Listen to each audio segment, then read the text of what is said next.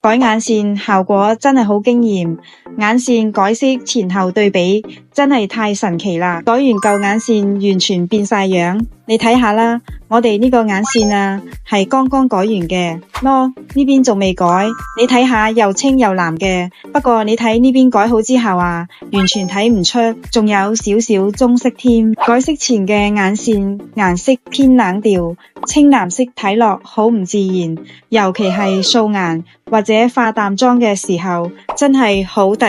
改色後嘅效果就完全唔同啦，大地色嘅眼線夠晒柔和，同膚色融合得好好，睇落自然又高級。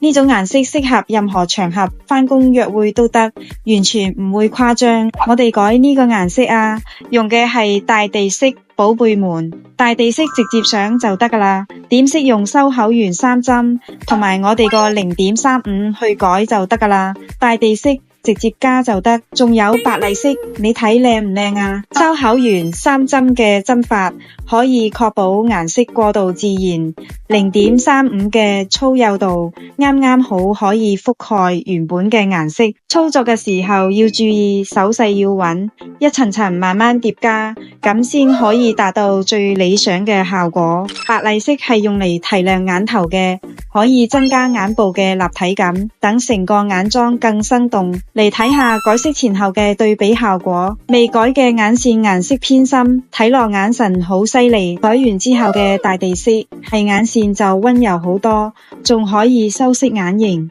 等對眼睇落更大更有神。尤其係眼尾部分嘅處理，微微上揚嘅角度啱啱好，唔會太誇張又夠時尚。嚟擘開眼望前邊啊，哇，真係好靚啊！想了解更多技巧，評論區見啊！